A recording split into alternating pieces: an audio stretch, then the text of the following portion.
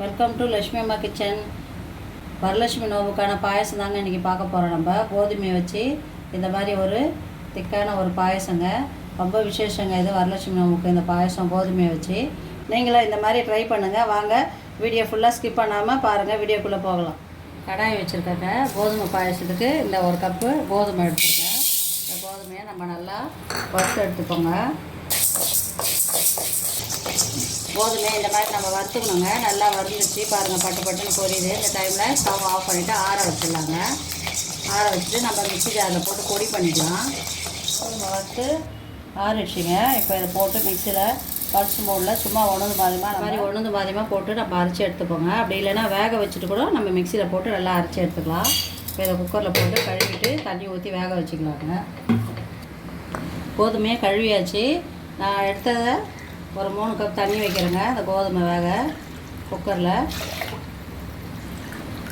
ஒரு 4 விசில் வச்சு நம்ம வேக வச்சு எடுத்துக்கோங்க. அதை நல்லா குழைய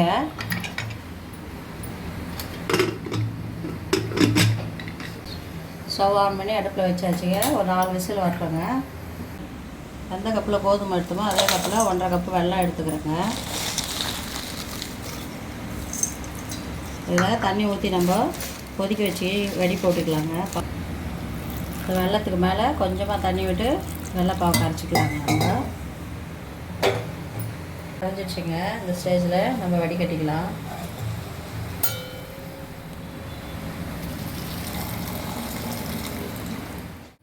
நல்லா வெந்திருக்கு பாருங்கள். நல்லா இது மாதிரி மசிஞ்சு வரணும் கோதுமை. நம்ம உடச்சதெல்லாம் நல்லா இதுவாக இருக்குது. கொஞ்சம் முழுசாக இருக்கிறது கோதுமையாக தெரியுது. இது மாதிரி தாங்க இருக்கணும். இதை நம்ம நல்லா மசிச்சு கூட விட்டுக்கலாம் கரண்டியில். பொடிஞ்ச அளவுக்கு இப்படி மசிச்சு விட்டுக்கலாம் கரண்டியில். இப்போ நம்ம எடுத்து வச்சுருக்க இந்த வெள்ளைப்பாகில் கோதுமையை எல்லாம் சேர்த்துடலாங்க. வெள்ளை கரைசல்லையே நல்லா 5 நிமிஷம் இந்த கோதுமையை நம்ம கொதிக்க வைப்போங்க. நல்லா கொதிச்சுட்டு பாருங்கள். ஒரு 5 நிமிஷம் அந்த பச்சை வாசனை வெள்ளை போகிற அளவுக்கு நல்லா கொதிக்க வச்சுருவோங்க. அதுக்கப்புறம் நம்ம தேங்காய் பால் விடலாங்க. இது வரலட்சுமி நோம்புக்கு ரொம்பவே விசேஷங்க. இந்த பாயசம் கொதித்து பாயசம் கட்டி ஆகிட்டு இருக்குங்க. நம்ம எந்த கப்பில் கோதுமை எடுத்தோமோ அதே கப்பில் 2 அரை மணி தேங்காய் எடுத்து கட்டியாக பால் பேஞ்சு வச்சுருக்குங்க. 2 கப் தேங்காய் பால் இதில் சேர்த்துடலாங்க. இது ஒரு 5 நிமிஷம் எல்லாம் கொதிக்கிட்டுங்க. பச்சை வாசனை போகிற அளவுக்கு இந்த தேங்காய் பால் ஊற்றி ஒரு 5 நிமிஷம் எல்லாம் கொதிச்சிச்சிங்க.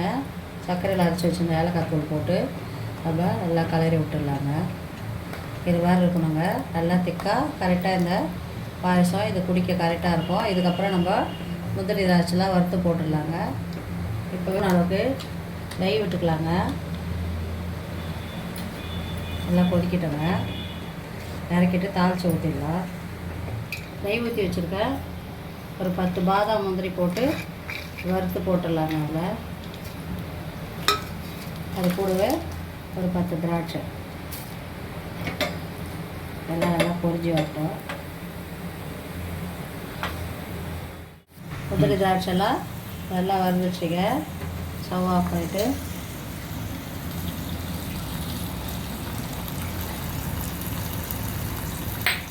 கூடவே ஒரு 2 குங்குமப்பூங்க.